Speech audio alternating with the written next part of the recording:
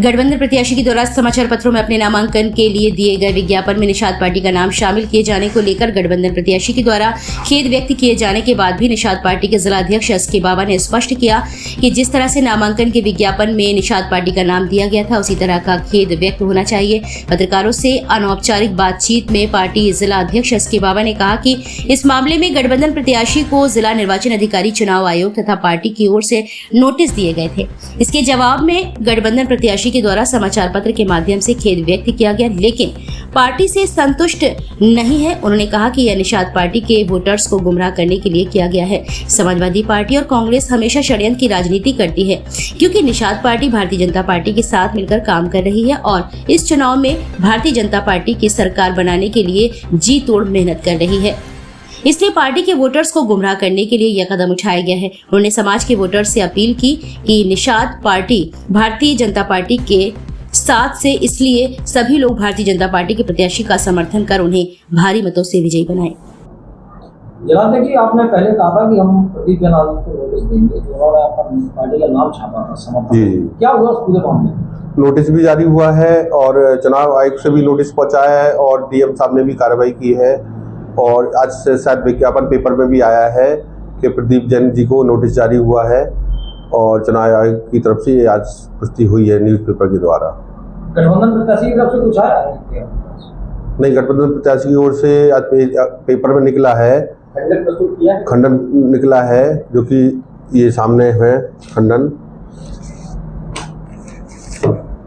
ये निकाला छोटा सा, जो कोई पढ़ भी नहीं सकता है इसको, छोटा सा। अब आगे आपकी क्या है? यह हम लोग अपनी बीजेपी पार्टी को और गठबंधन में जो निषाद पार्टी हम लोग अपना कार्य कर रहे हैं और मीडिया के माध्यम से ये कहना चाहते हैं कि इन्होंने जो छापा था गलत छापा था। हर व्यक्ति तक ये संदेश पहुंचना चाहिए कि वोटर गुमराह ना हो और निषाद पार्टी का वोट है जो बीजेपी पार्टी से गठबंधन है, बीजेपी वोट जाए और यही कोशिश रहेगी। और मीडिया वालों सभी से निवेदन रहेगा कि आप लोग इस पोस्ट को ज़्यादा से ज़्यादा चलाएं, न्यूज़ को चलाएं।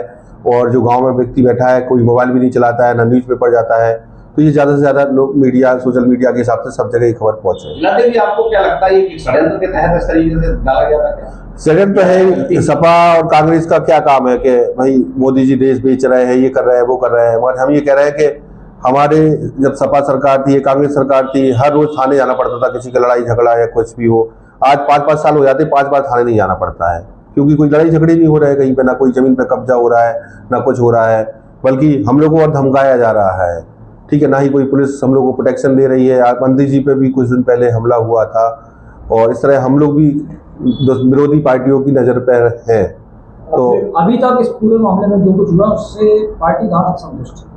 पार्टी कहीं तक संतुष्ट नहीं है। बस यही है कि इस तरह इन्होंने एक फ्रंट पेज पे छापा था कि निषाद पार्टी गठबंधन, मतलब इंडिया गठबंधन में है।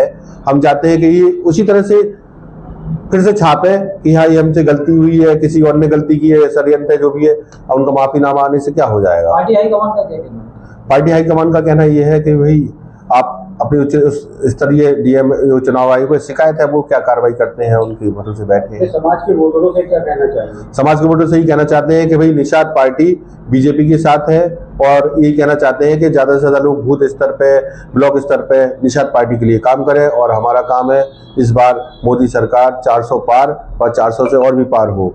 और कई लोग गुमराह करने का काम कर रहे हैं। निषाद पार्टी गठबंधन, इंडिया गठबंधन के साथ है, तो ये बात फ्रॉड है, गलत बात है, जो कि विरोधी पार्टियों ने षड्यंत्र रचा है। इसका पर्दाफाश